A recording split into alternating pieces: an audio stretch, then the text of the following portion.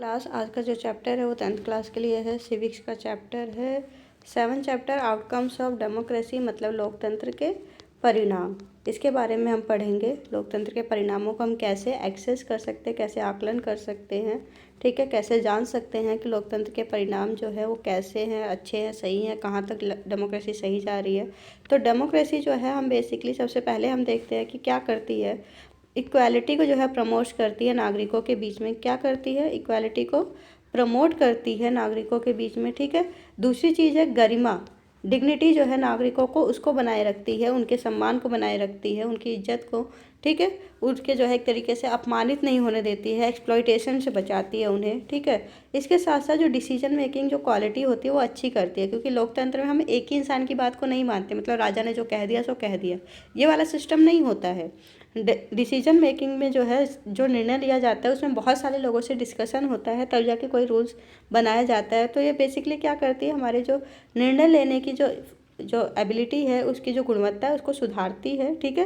Provides a method to resolve conflict, मतलब जो मतभेद है लोगों के बीच में, जो अलग अलग समुदाय होते हैं उनमें जो मतभेद होते हैं उसको क्या करती है, सुलझाने को, रिजॉल्व करती है, उसे शांतिपूर्वक सुलझाने का हमें तरीका देती है, ठीक है।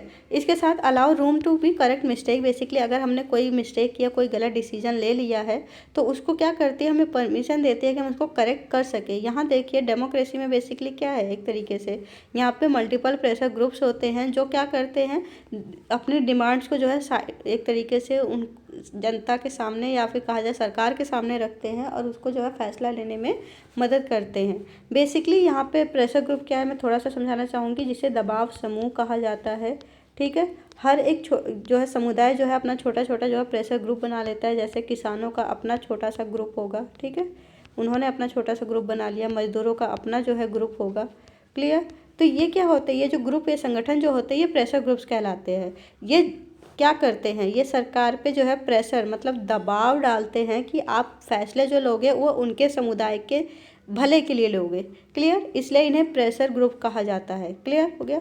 आगे चलते हैं हम कि बेसिकली हमें भी पता है कि बहुत सारे जो देश है, 100 ऑफ सिटीज़ जो होंगी वो ये क्लेम करती, दावा करती है कि उनके यहाँ जो है डेमोक्रेटिक जो है पॉलिटिक्स होती है, राजनीति कैसी है, लोकतांत्रिक है, जहाँ पे फॉर्मल कॉन्स्टिट्यूशन है, संविधान लिखा हुआ है, इलेक्शन वहाँ पे कराए जाते हैं, अलग अलग पार्टियाँ है, दल जो है एक तरीके से राजनीतिक।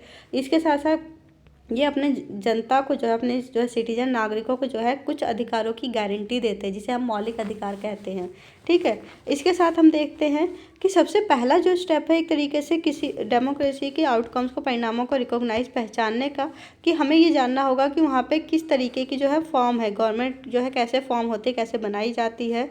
इसके साथ साथ जो कंडीशन है वो किस कंडीशन में उन्होंने वो चीज़ें अचीव की हैं। Citizen have to take advantage of those condition to achieve those goals.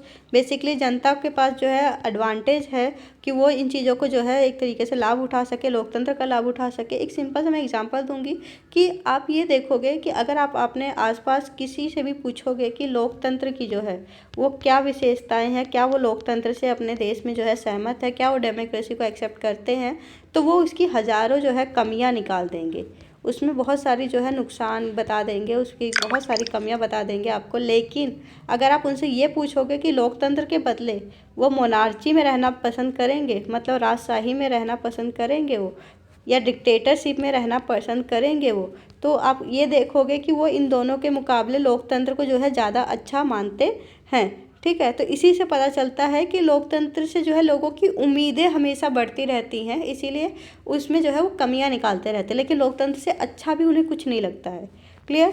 अब हम नेक्स्ट जो है एक इम्पॉर्टेंट टॉपिक है आपका, इसके बारे में पढ़ेंगे, जिसमें पहला अकाउंटेबल है, दूसरा रिस्पॉन्सिव है, तीसरा लेजिटमेट है। अकाउंटेबल की अगर मैं बात करती हूँ तो इसे हिंदी में क्या कहा जाता है, हिंदी में कहा जाता है उत्तरदायी, ठीक है, क्या कहा जाता है, उत्तरदायी।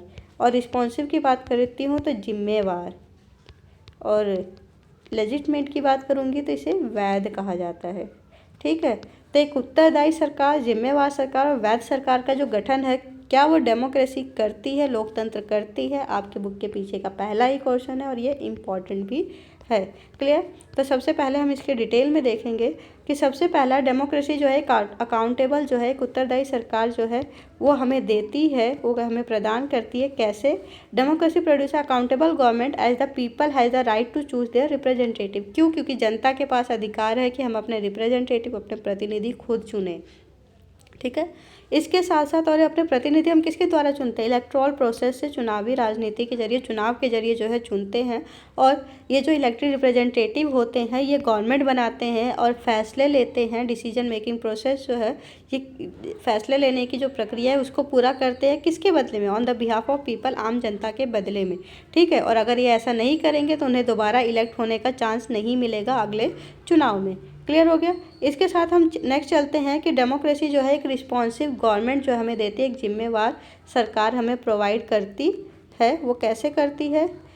Democratic government are elected by the people, वो जनता द्वारा चुनी गई होती है और रिस्पॉन्सिबल होती है, जिम्मेदार होती है।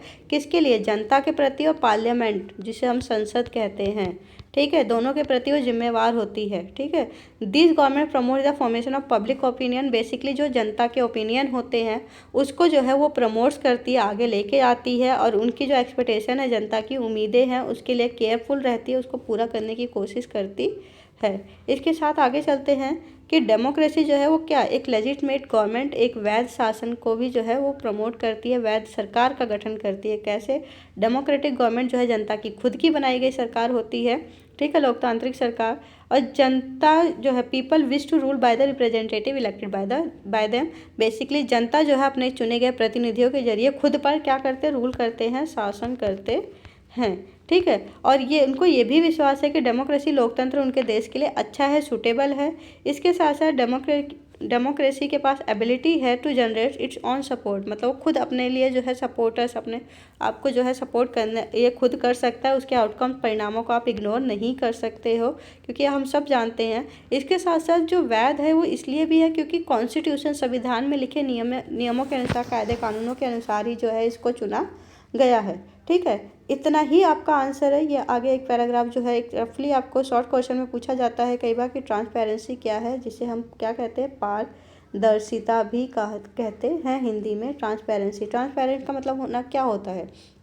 कि आप आर पार देख सको, है ना। बेसिकली अगर मैं किसी भी चीज़ के लिए कहती हूँ कि ट्रांसपेरेंट है तो मुझे उसके पार जो है दिखाई देता है। क्लियर? तो इसमें हम डेमोक्रेसी में ट्रांसपेरेंसी किस चीज़ को कहते हैं? हमें पता है कि डेमोक्रेसी में जो डिसीजन लिए जाते हैं, फैसले लिए जाते हैं, कुछ नॉर्म्स और प्रोसीजर के, मतलब नियम, कायदे, कानून, जो प्रोसेस है पूरा, एक तरीके से जो तरीका है उसको फॉलो करते हुए लिए जाते हैं। अगर एक सिटीजन, एक नागरिक चाहता है कि वो जाने कि कोई भी डिसीजन जो है, कोई भी फैसला जो है किस प्रोसीजर को जो है, एक तरीके से किस तरीक़े को फॉलो करते हुए जो है लिया गया है, क्या वो तरीका सही था, ये अगर वो जानना चाहे तो वो जो है इसको जान सकता है, जिसको RTI है, बेसिकली हमारे पास राइट टू इन्फॉर्मेशन का अधिकार है। क्या है? सूचना का अधिकार है हमारे पास। सूचना का अधिकार जो है हमारी ट्रांसपेरेंसी को जो है और ज़्यादा बढ़ाता है। ठीक है।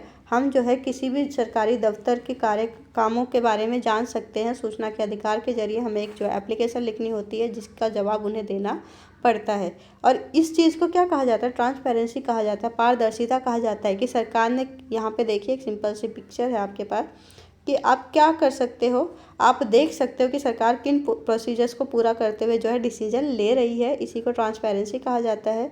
ये जो है एक तरीके से अलोकतांत्रिक सरकारों में ये चीज़ नहीं होती है, वो हमें वो नियम, कायदे, कानून नहीं बताते हैं, जिसके चलते वो कोई फैसला हम पर थोपते हैं, हमारे लिए लेते हैं।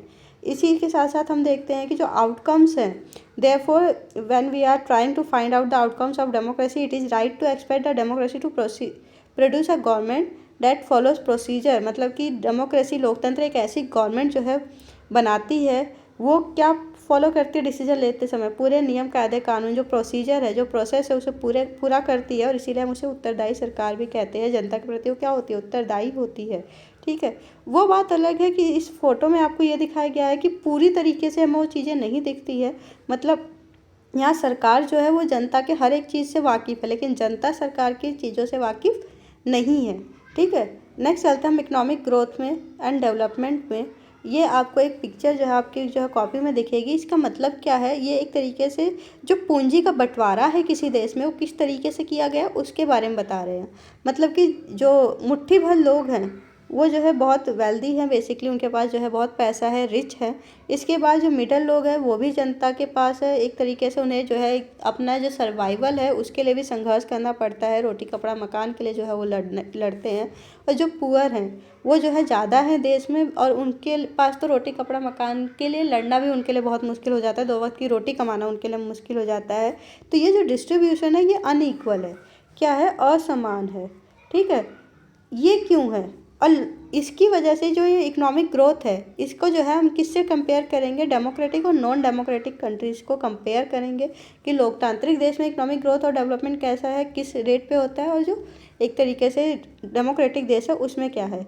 अगर मैं एक नॉर्मल से जो है सिर्फ और सिर्फ इकोनॉमिक ग्रोथ की बात करूँगी तो आप ये देखोगे कि जो नॉन डेमोक्रेटिक कंट्रीज़ है उनमें ये ग्रोथ है वो ज़्यादा हुई है, डेवलपमेंट ज़्यादा हुआ है, लेकिन डेमोक्रेटिक में जो है ये कम हुआ है और नॉन डेमोक्रेटिक में ज़्यादा हुआ है। लेकिन अगर मैं कंपेयर करूँगी सिर्फ और सिर्फ गरीब देशों को डेमोक्रेटिक और नॉन डेमोक्रेटिक में, तो इसमें ये जो डिफरेंस है ये ज़्यादा नहीं होता है। ठीक है, ये जो इकोनॉमिक ग्रोथ या डेवलपमेंट का जो रेशो होता है ये ज़्यादा डिफरेंट नहीं है। क्लियर। इसके साथ नेक्स्ट चलते हैं, हम एक एग्जांपल में भी ये देख रखा है, democracy there can be very high degree of equality. Basically जो असमानता है ये जो है डेमोक्रेसी में बहुत ज़्यादा देखते हैं। एक डेमोक्रेटिक कंट्री में साउथ अफ्रीका, ब्राज़ील में जो है 20% लोग जो हैं people take away more than 60% of national income. Basically 20% लोगों के पास ज़्यादा इनकम है और बाकी 60% के पास जो है वो कम है। ठीक है, अब ये हमें क्या दिखाता है, ये संपत्ति का कॉन्सेंट्रेशन, मुट्ठी भर लोगों के हाथों में जो संपत्ति होती है उस चीज़ को दिखाता है। ठीक है, और living less than 3% of the bottom for the 20% of population, मतलब कि इसमें 3% और लोग हैं जो बिल्कुल नीचे हैं, बिल्कुल गरीब है, ठीक है, बॉटम में है। और डेनमार्क, हंगरी जैसे जो कंट्रीज़ है वहाँ पे सिचुएशन जो है बहुत बेटर है। इसके आगे चलते हैं कि हम ये देखते हैं कि जो पुअरर सेक्शन है इसमें जो अपॉर्चुनिटी है वो जो है कम है, उनके विकास के लिए जो है अपॉर्चुनिटी कम होती है। इसके साथ अब ये देखिए, reduction of inequality and poverty. हम दावा तो करते हैं कि असमानता और जो गरीबी है वो कम हुई है, पर क्या वो सच में कम हुई है? इस पिक्चर के ज़रिए आप बहुत अच्छे से समझ सकते हैं कि जो रिसोर्सेज हैं हमारे देश में या फिर किसी पूरे विश्व के जो रिसोर्सेज हैं वो सिर्फ 2% लोग ज़्यादा यूज़ कर रहे हैं। क्यों? क्योंकि इनके पास जो है पैसे ज़्यादा, ये अमीर ज़्यादा है, ये इसको रिसोर्सेज को कंट्रोल करके रख रहे हैं। और जो ज़्यादातर लोग हैं, भारत बोल लो या किस विश्व की बात भी मैं कर लूँ, तो जो 50% लोग हैं इनके पास रिसोर्सेज क्या है, कम है। ठीक है, इनको ज़्यादा ज़रूरत है इन चीज़ों की। क्लियर। और ये कौन लोग हैं, ये वही पुअर या गरीब लोग हैं। तो अब हमें क्या देखने को मिलता है, ये इनइक्वालिटी देखने को मिलती है, ये असमानता देखने को मिलती है कि जिसको ज़्यादा की ज़रूरत है उसको कम दिया जा रहा है, जिसको कम की ज़रूरत है उसको ज़्यादा दिया जा रहा है। ठीक है, और ये देखिए यहाँ पे लिखा भी हुआ है, ये वर्ल्ड्स वेल्थ, मतलब कि जो पैसा है एक तरीके से समृद्धि है वो। क्लियर। हम ये देखते हैं कि democracy are based on the political equality. Democracy क्या देता है हमें, पॉलिटिकली इक्वालिटी देता है, राजनीतिक रूप से समानता तो देता है। और राजनीतिक रूप से समानता का क्या मतलब है, हर जो है इंडिविजुअल के पास जो है हर इससे हम देखते हैं कि हर इंडिविजुअल के पास जो है वो क्या है, अपने जो है राजनीतिक रूप से बराबरी करने का अधिकार है, उसके पास वोट देने का अधिकार है, चुनाव लड़ने का अधिकार है।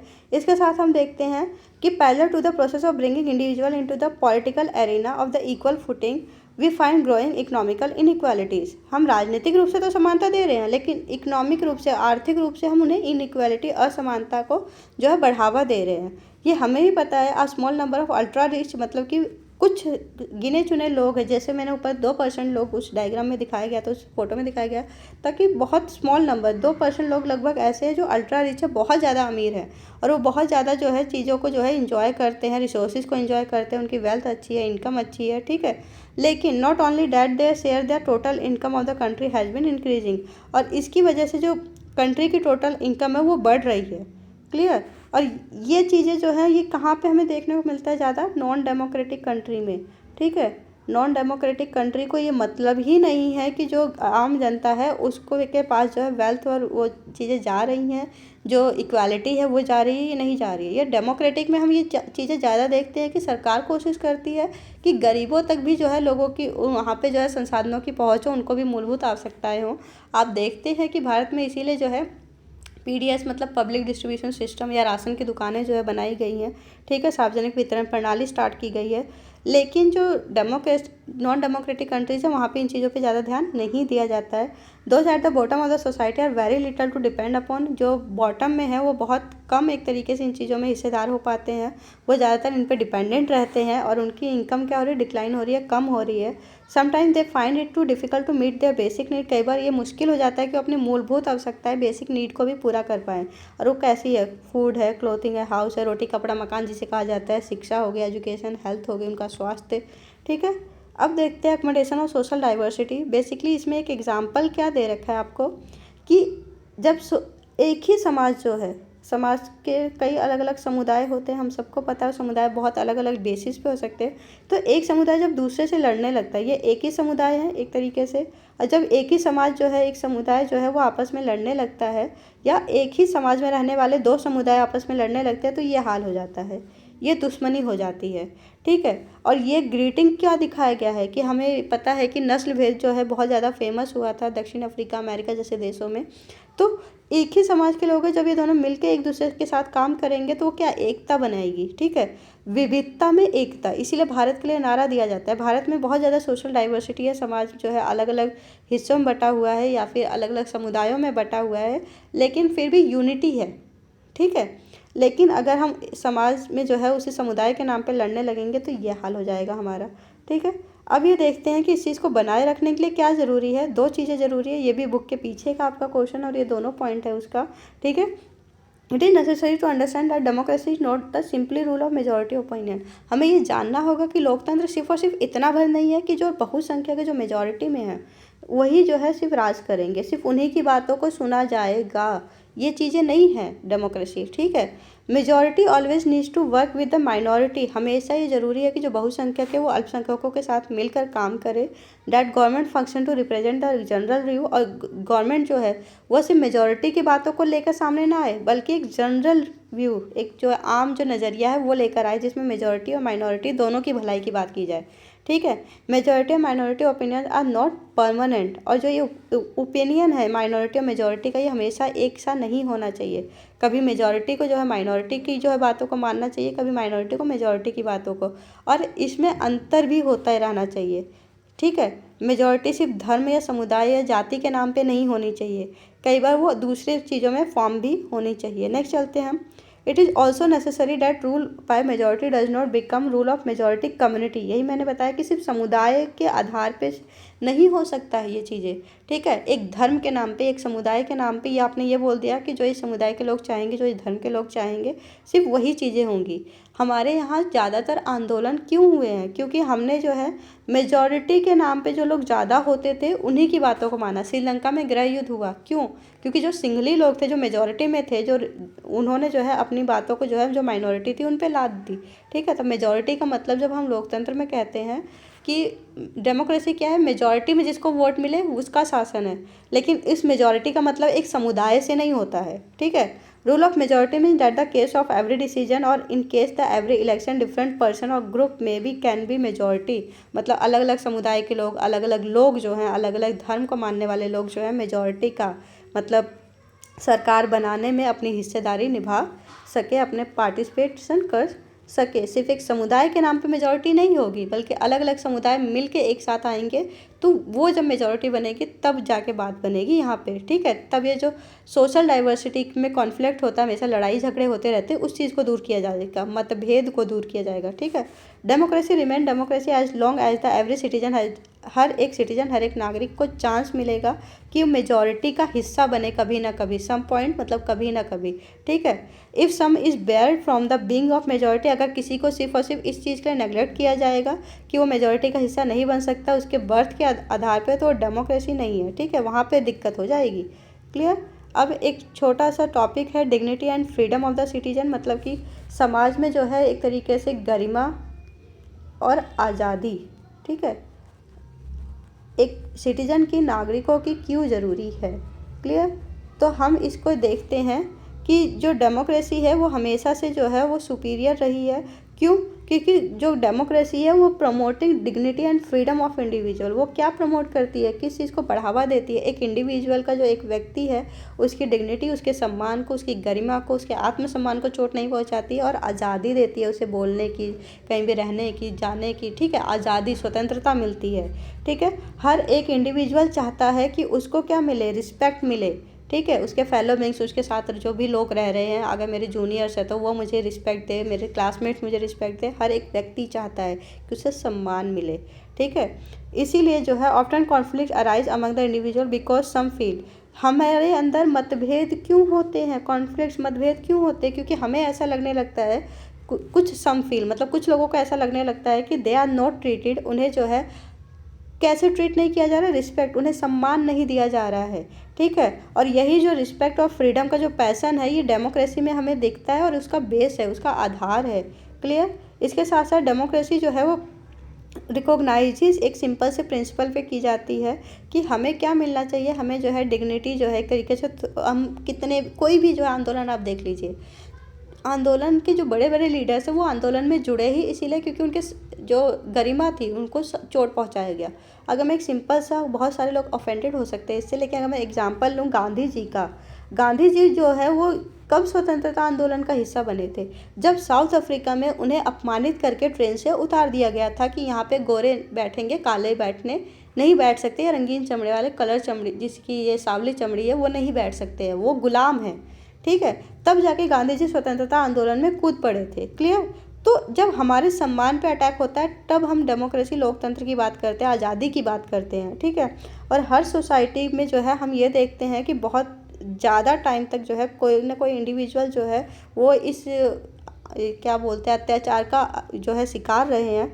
इसीलिए हर इंडिविजुअल को जो है वो कोशिश करते हैं कि इक्वली जो है उन्हें सम्मान दिया जाए, उन्हें इक्वली रिकॉग्नाइज़ किया जाए। ठीक है, वुमेन और कास्ट सिस्टम, आप इसके बारे में ऑलरेडी बहुत कुछ जानते हैं, बहुत ज़्यादा एक तरीके से वुमेन्स के लिए जो है नारी सशक्तिकरण जो है वो बहुत ज़्यादा फेमस है। महिलाओं को जो है एक दूसरे सबको जो है ये देखिए, ये भी यही चीज़ दिखा रहा है कि इस कार्टून में क्या दिखाया गया है कि point the made the section of the dignity and freedom of the citizen, underline the sentence from the section. Basically इस पूरे इसमें दिखाया गया है कि महिलाओं को जो है कितनी जो है एक तरीके से आज़ादी की वो है, चाहत है, और उन्होंने इसके लिए आंदोलन भी किए हैं, विरोध भी किया है।